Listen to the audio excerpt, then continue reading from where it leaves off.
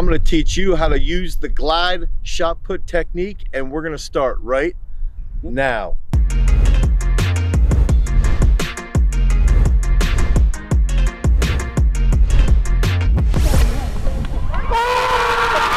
So when we're starting the glide, the first thing that we need to remember is that we are starting to glide and hit a standing position.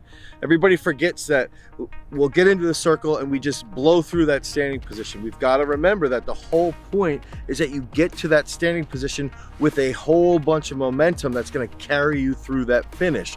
So we've got to establish, one, where are we going to be holding the shot? Ideally right below the ear. Two, where's that standing position going to be? Left leg's in the inside of the toe board. That right leg is likely going to be around midway point in the circle, maybe a little bit closer to the front of the toe board if you're a little bit shorter. Then as we get out of the back of the circle, we've got to think, okay, we want to get to that standing position. So to get out of the back, we want to try to use a stretch reflex. So we want to get a nice little drop out of the back of the circle. That's going to drop and it's going to load your quad. As you load that quad, you're going to let your hips drop backwards. So you're going to drop nice and flat with a right foot that's flat if you're a right-handed thrower. When your hips get just past midway, we want to extend that right heel while the left leg is linear to the front. So we have a fast extension from that right quad, and we want the toe to come up. So we're going to dorsiflex that right foot, and we're going to drive that left leg to the toe board. Now that extension from that right knee, the dorsiflexion from that right ankle will react quickly, where the right will then ground in the middle with a plantar flex right foot. When that plantar flex right foot grounds, we're going to keep transferring that energy forward. Now we're in that standing position.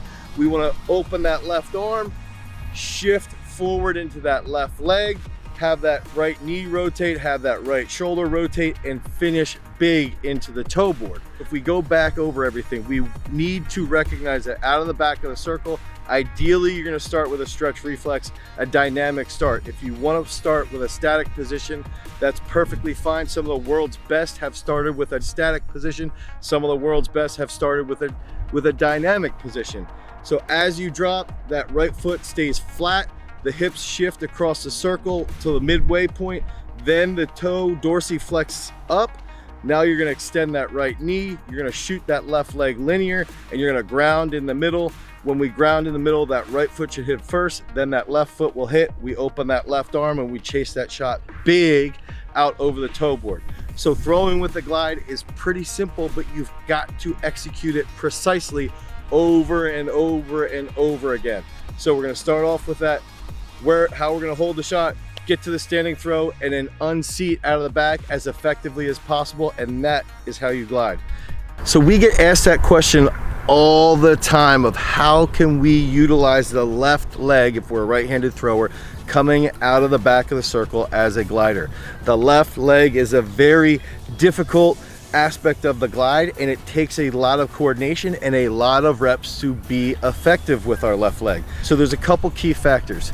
When we load in the back of the circle, we must make sure that our left big toe is inside of our right inside heel. So we're going to bring our knees closely together, but we will not get our left big toe past the instep of our right heel. That's the most important element coming out of the back of the circle. Then as we drop, we want to shoot that left leg linear. We want to almost have a target as though we're shooting that left leg to the center of the toe board. It will drift slightly to the left, but we want to think and target the center of the toe board while we shoot that left leg. That's the second element behind getting out of the back of the circle. When we land in the middle of the circle, we want to make sure that our left foot remains below the left knee joint. So as we go out of the back and through the middle, we want to make sure that our left foot does not get above our knee joint in our left leg. Then as that left leg will ground, we want to get to a flat left so that we are able to transfer forward into a slightly bent left leg for a monster finish at the front of the circle. When we think about this and we recap what does the left leg do, we need to recognize that the left big toe does not go past the right instep of our inside of our right heel. We want to shoot that left leg out of the back and make sure that the left foot stays below that left knee. And we want to get to a flat left with a semi-bent left leg at the front of the circle. Target that drive position with that left leg. Target to the middle of the toe board. Think of that left leg as a rudder for the glide. It's going to keep us linear. It's going to keep our energy transferring forward. And ultimately, it's going to help us finish monster throws at the front of the circle. So oftentimes in the glide, when we see people take throws, we'll see gliders do pirouettes on their finish. We'll see them take reverses as though they're spinning. We see them fall back or fall out of the circle, whatever it is that they're doing on the finish. And a lot of that goes back to, one, not having a very good understanding of how they need to reverse, but two, they're not doing a good job of setting up the throw in general. So we've got to focus on right off the bat, when we're talking about the glide, we've got to have our throwers get to the front of the circle as quickly as possible in as linear a fashion as possible. So they've got to come off of that right heel out of the back. This is if we're talking about right-handed throwers. They're going to keep that left foot below their left knee. They're going to drive rapidly to the middle, and when that right foot grounds, the right ankle should be plantar flexed. That right knee should hold flexion. And now we're getting into that finish. So we've got to focus on 4 key body parts when we're going to be talking about that glide reverse, so that we can optimize our linear energy that's transferring forward. So that first key body part that we're going to focus on is going to be our left arm and our right shoulder. If we can think about at the front of the circle, that left arm should open out into the sector. We should feel a nice stretch across our chest, and then our right shoulder will transfer forward. When that left arm opens, we get that big stretch. Now that right shoulder starts to go forward, and we want to stay grounded as long as possible, but let our energy get out into the sector for that big finish. And that's going to contribute to a proper reverse. And that's going to take us into that second key aspect, is what are we going to be focusing on next? We want to be focusing on our legs. So when we are at the front, we want to have that right knee bent, okay? We want to have that left leg semi-bent, semi-stiff, not completely locked out, but not really bent too much. We want that right ankle to be flexed. And if we think about one of the best gliders of all time, Michael Carter, his right knee would drop hard. And if we can think right knee drops, then we are going to go forward. Our legs, our right knee will stay flexed because of what our left arm's doing. Now our energy will transfer forward, and we're able to get out into the sector to start that reverse. And what goes on next is that third key aspect, and I believe this is the most important part, is what happens to the heel. For a right-handed thrower, we could draw a straight line from our right foot forward into the toe board. So as that left arm opens, as our right knee drops, as our legs hold the ground, we get to the point where we hit with that right heel, okay? The right heel hits and holds. The right heel hits and holds. There cannot be a pirouette, a spin, anything along those lines when we're talking about the reverse for the glide.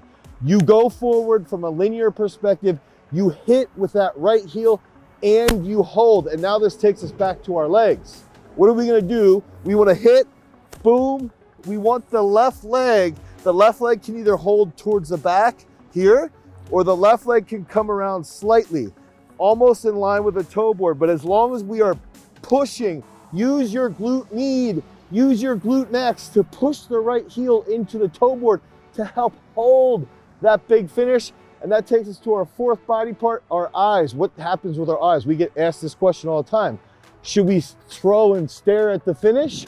Or that left arm opens, that right shoulder goes forward, we drop that right knee, we get to the heel, we hit the heel, and our eyes come to the back of the circle. After that shoulder goes forward, our eyes rotate with our upper body, and we want to see the back of the circle while we're holding the finish with our heel. If you are a glider, You should not reverse like a spinner. If you fix that, you have a linear finish and you go out into the sector, that's when you're gonna hit a 2 to 3 foot PR if you stop reversing like a glider. So we've all heard these discussions about whether or not the glide is dead, and a lot of the top throwers in the world, sadly, in recent years have said, oh, the glide's dead, the glide's dead. And we're forgetting about some key populations here in the world of throwing. We're forgetting, one, there's a lot of women who are still very, very successful with the glide. Two, there's a lot of high school athletes who might not be capable of spinning, who might prefer to just glide because they don't want to spend a lot of time learning to spin because they might be playing multiple other sports. And it's important as ambassadors of the sport of track and field, of athletics, that we continue to keep these individuals in the sport by educating them on different techniques, including the glide. And that's where we've got to go into the two different types of techniques within the glide. And that first specific one that we're going to talk about is going to be the long short glide. So what is that long short glide? If we can think about it, when an individual is a long short glider, their standing throw position is not going to be as wide as a short long glider. So they're going to be going across the circle. Their right leg will travel across the circle out of the back a little bit further than someone who is a short long glider. A good example of this might be someone like Michael Carter or someone like Manuel Martinez. These are both phenomenal gliders. Michael Carter ended up getting second at the Olympics. He's one of the best gliders of all time. If you look at Manuel Martinez, he placed 5th at the Olympics in 2004, I believe 4th now after some drug tests. And then he was also an indoor world champion. And one of the biggest differences here, if we can think about that long short, is that the left leg is going to get a little bit higher, a little bit more above that left knee joint. That left foot is going to get above that left knee joint when we're doing that long short, because we want to have a little bit more air time to enable that right leg to get under you a little bit more. So what is the downfall of this? The downfall is that you won't technically be in double support as long. Now, one argument I've made in the past with that long short glider is that they're going to be a little bit more explosive. They're going to be jumping a little bit more. And if you watch Manuel Martinez, he was somebody who was known for doing close grip benches with 300 kilos, back squatting 330 kilos, just doing phenomenal explosive work. He jumped a bit more on his finish. He was a violent thrower, super intense. If you compare that to Michael Carter, however, Michael Carter arguably has one of the best finishes for all gliders. He drops his right knee, he stays flexed with that right knee, he stays bent as he transfers forward, and he really hits that finish. And if you compare him to Michelle, his daughter, Michelle is somewhere in between, I would argue. She technically could be labeled as a long short glider, and she's the 2016 Olympic champion. She's the American record holder. She's one of the best female gliders to ever walk the planet, and I would argue she owns the best throw in the history of American throwing. And she's a glider. So if we can think about that now, relative and compared to the short long, if we think about the short long period, what's going to end up happening is we're going to have a little bit more drop of the hips out of the back. Typically, a short long glider is going to have a dynamic start. Think of someone like Ulf Timmerman. Think of someone like our own Lucas Warning, who can add 15 feet to his standing throw. You're going to see a very big drop in the dynamic start in the hips. And when those hips drop, their left foot is going to stay very close to the circle. If you think about Timmerman, if you think about Lucas Warning, their left foot will almost be at the toe board before they come off of that right heel. And the reason why they can get away with this is because that right foot will not travel as far. It gets to about the midway point, and in Timmerman's case, slightly behind the midway point of the circle. So they get to double support a little quicker, and then that enables them to hold that double support position a little bit longer. So Is one better than the other? It ends up being a very difficult discussion, because with these short, long gliders, they've got to be very, very patient when they're coming out of the back of the circle. They have to hold that right ankle flexed tremendously well. And if you can think about Ulf Timmerman, some of his videos, you can just see how high his right heel is, how flexed his right knee holds, and his right knee rotates forward. And then on their finish, if you compare Timmerman and Lucas Warning, on their reverses, they tend to have that right foot that almost slides to the toe board. Their right foot's not jumping super high, getting above that toe board. So their transfer forward is much more linear, and it tends to be much more grounded position. If it comes down to it, I believe that the short long glide is definitely the preferred technique, because of how quickly they can get into the double support position and how long they can hold that double support position. And ultimately, if we look at it, Ulf Timmerman, Majewski, Storel, these are all short long gliders who I believe tend to be some of the best gliders of all time. And I believe that the short long glide does go a little bit further than the long short glide. But again, we've got to go back to, if we're a high school athlete, if we're a high school athlete who's a football player or a volleyball player or a basketball player, and you're playing all these other sports, and you are naturally inclined to be a long short glider, and you're participating in the sport of throwing to enjoy yourself and to have fun and to throw really far, and you don't have as much time to hone in on the technique of the short long, by all means continue to cultivate that long short glide, as long as you work on staying grounded and as long as you work on hanging on that toe board and hitting that right heel and reversing properly. So we get asked this question all the time: how have you been able to progress a glider like Lucas Warning to be able to add 15 feet to his standing throw? What are the glide progressions that you've taken to get his glide from 46 feet in high school to 65 feet as a post-collegiate glider? And a lot of that has to do with how we've developed him over time. We've had him since he was 17 years old, and how we've gone about improving his technique by utilizing each glide drill. And the big key factor is that we've got to start off with teaching the standing throw properly as a glider. We've got to have our gliders take a nice, wider base standing throw. We teach the short long glide. We don't teach the long short glide. We prefer the short long glide. So if we know that that is what we're working towards as coaches, the standing throw has to be based around that longer standing throw position. So the standing throw, when you're teaching it, has to be focused on opening that non-dominant arm or that left arm. It has to be focused on holding that grounded position and then finishing forward. That second key progression is going to get us to the A drill. The A drill is going to help us teach our gliders how to be dynamic out of the back. We want to have a nice dynamic start because we're teaching the short long glide. They're going to have to be patient with their hips dropping out of the back and their hips coming across the circle. The big key factors in the A drill: we want that left arm and the shoulders to stay square. We want them to stay level. We want them to stay facing the back of the circle. We want that left leg to be very close to the concrete. And then finally, when they get to that A drill position, we want to be aggressive from the right quad, from the right heel. We want our gliders to know they have to come off of that heel.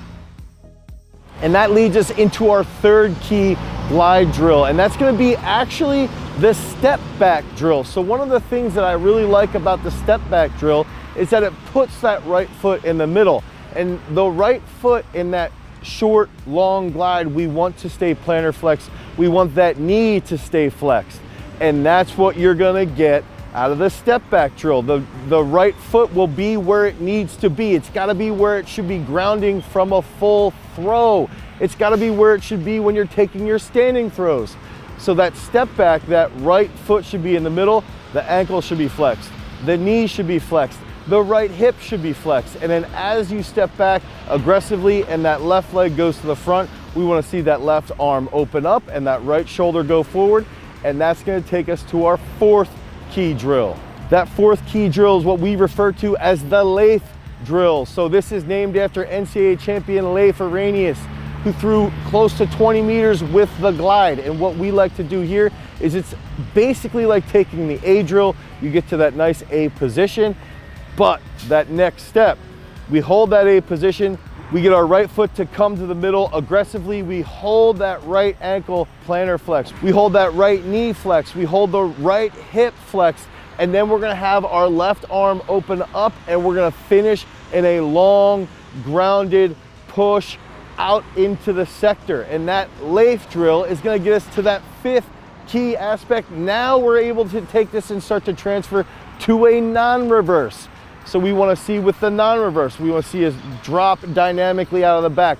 Remember, those are the key facets of the A drill. That's a key factor when we're talking about that Leif drill. We wanna see those hips drop. We wanna see a nice strong drive off of that right heel out of the back. Now, when we ground in the middle with the non-reverse, we want our right ankle to be plantar flexed. We want our right knee to be flexed. That's where we want that step back drill position to come into play. Then when that left leg grounds at the front, now we're at our standing throw and we want to finish in a long, grounded standing throw at the front when we're doing the non-reverse. So it's important that we know when we educate our gliders and our shot putters on how each drill factors and builds upon the previous drill. And then ultimately after those nons, now we're at our full throw. We can go full throttle. We've got a good understanding of how to get out of the back of the circle. We have a really good understanding of the positions we have to hold in the middle of the circle.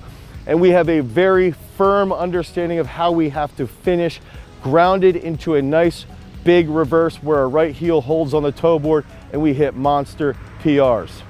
So it throws you in at Garage Strength here. We've had multiple women throw over 45 feet while using the glide technique in the shot put. We've had one of the best gliders in the entire world, Lucas Warning, throw just under 20 meters while utilizing the glide technique, and he's only 6'1½". And one of the big questions that we get asked is, how are our gliders so efficient? How can someone like Lucas take a 50-foot standing throw and then throw 65 feet? How can someone like Keely Suzinski in high school take a 40-foot stand and then throw 47, 48 feet? And a lot of this has to do with the way we utilize glide drills. And that number one drill that we love to introduce to our beginner gliders is the A drill. And there are three big keys behind the A drill and why it's so successful in educating and teaching gliders how to properly move. So first off, what is the A drill? If we can think about starting in the back position, starting in a dynamic loaded position, you've got that right foot flat, maybe you like to get a dynamic start, you come up on that toe and then you drop.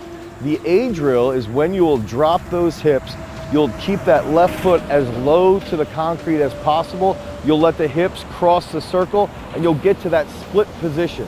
When you're in that split position to get to the A position, now we're gonna drive off of that heel and we're gonna bring that right foot to about the midway point, maybe a little bit further if we have a shorter thrower. So right there, the big key factors, we've got those three key elements behind the A drill.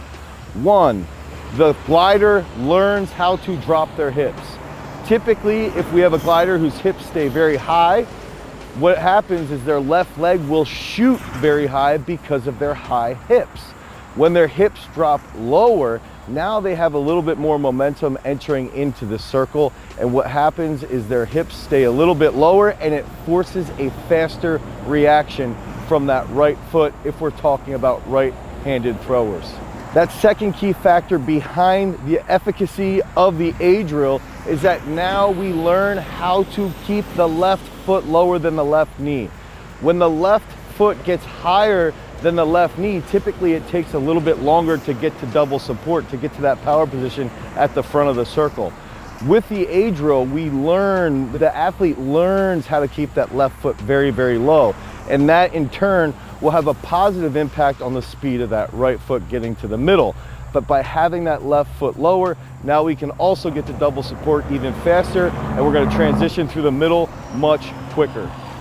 That final key element behind the A drill is the fact that when you're in that split position, you improve your hip mobility but most importantly, you improve driving from the heel. And one of the biggest factors with beginner throwers that are gliders is they like to come off of their toe.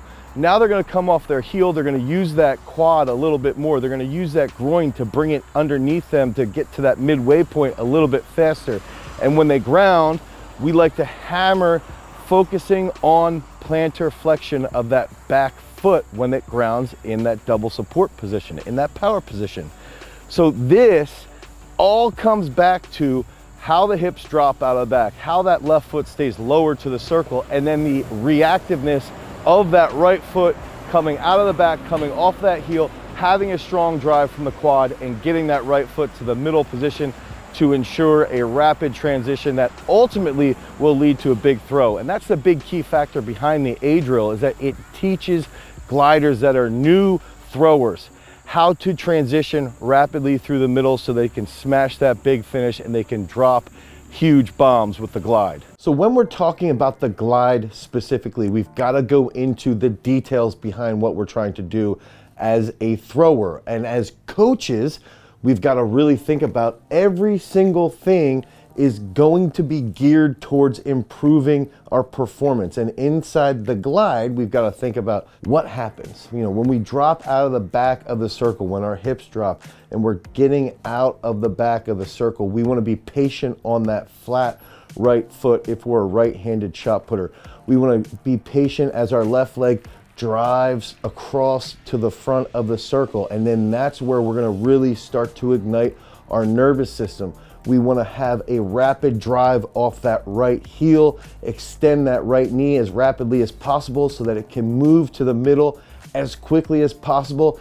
And then right before that left foot hits, we want to open that left arm and finish forward into that toe board as quickly as we can. So we have to look at it from the perspective of there's a lot of unilateral strength aspects that come into improving the glide.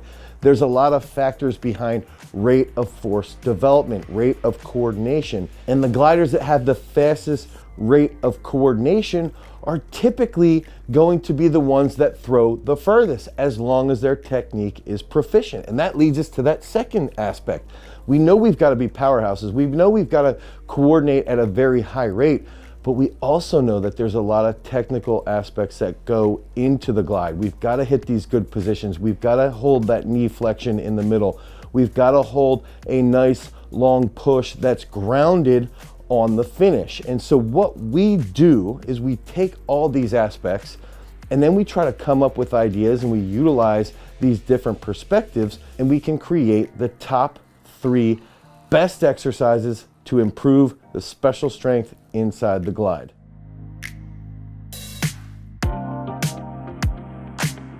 Coming in at that number 3 spot, we're going to start off right away with the dumbbell shuffle throw. So if we can think about a dumbbell shuffle, we're going to hold, if you're a post-collegiate thrower or a collegiate thrower, a 30 to a 35 pound dumbbell. If you're still in high school, I recommend a 20 to a 25 pound dumbbell. If you're men, if you're women and you're post-collegiate or you're in college, you can hold a 20 pound dumbbell. If you're in high school, you could probably throw a 15 to a 20 pound dumbbell.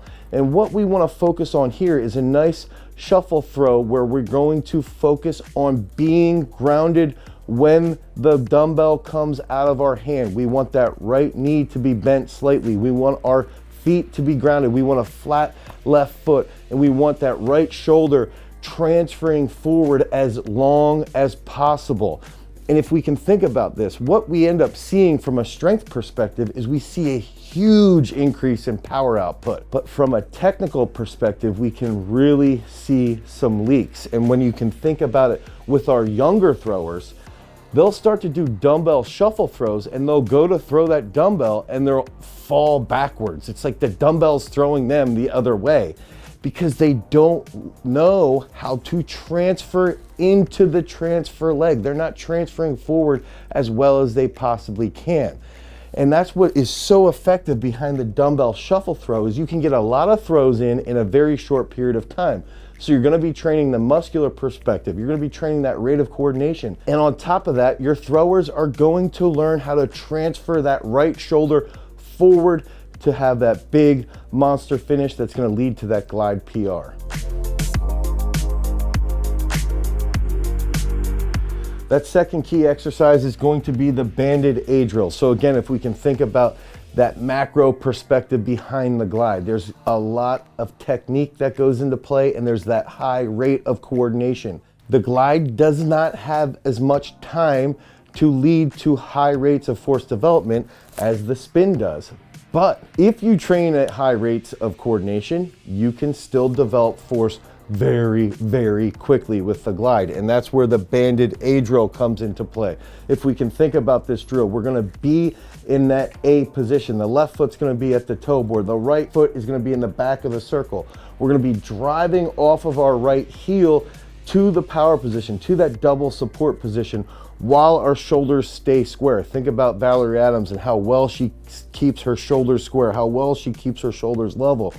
The key here is that right leg is banded. We're gonna have our right ankle banded to an immovable object. And so that's gonna force our right leg to be faster, to be stronger, and to be more reactive. You're gonna have this nice long stretch and then a rapid pull forward.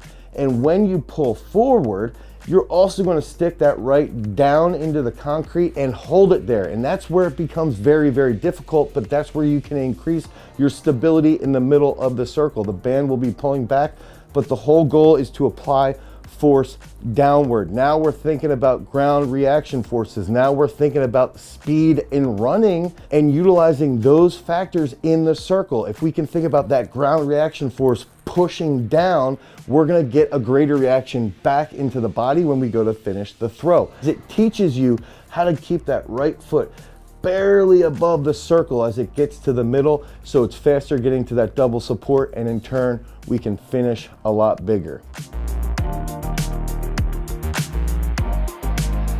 So before we get into that number one key exercise, it's important to realize that this stuff's very, very difficult to program. It's really hard to piece together special strength exercises into a traditional strength-based program, into our traditional throws program. It's hard to think about all these different factors coming into play, but that's exactly what we do for you in our 30 Days to a Better Glide program. You can click on the link down below. You can head over to throwsuniversity.com and you can pick up your own 30 Days to a Better Glide program today. Coming in at that number one spot, we've got the banded glide, and the banded glide is going to be similar to the banded A drill. I like to put a band around the hips, just above the top of your butt, and then attached to an immovable object. And one of the key factors here is that you can change the tension of the band. It's important that when you're doing this exercise that you understand where that 7-foot circle is. And we're going to treat this as though you are gliding with a shot. So you can pretend you're holding a shot in your neck, and the resistance is going to be from that band. We're gonna come out of the back of the circle the exact same way, but utilizing the tension of the band. Now, the whole focus here is getting to double support as quickly as possible and then pausing in double support with as much tension and contractions as you possibly can, because that is where, when we start to utilize banded glides in conjunction with dumbbell shuffle throws, we're gonna get to double support faster, and the dumbbell shuffle throw is gonna help us finish longer. So now we can train both of these two together and we'll get monster throws. Now, think about when we talked about the banded A drill. Think about that ground reaction force that we talked about, that's so well studied in the world of sprinting, in the world of agility, but it hasn't really been studied in the world of throwing. And that's some of the stuff that we're focusing on here is banded glides. When that right hits, when the left hits, we want ground reaction force pushing down into the ground so that we can utilize that energy to hit that monster throw. I recommend doing banded glides at the end of a training session, 3-4 sets for 7 reps, and focusing on getting to double support as quickly as possible, and then feeling that position, imprinting that position into your nervous system so that you feel stronger and you feel confident in hitting that front, and that's going to lead to massive PRs with the glide.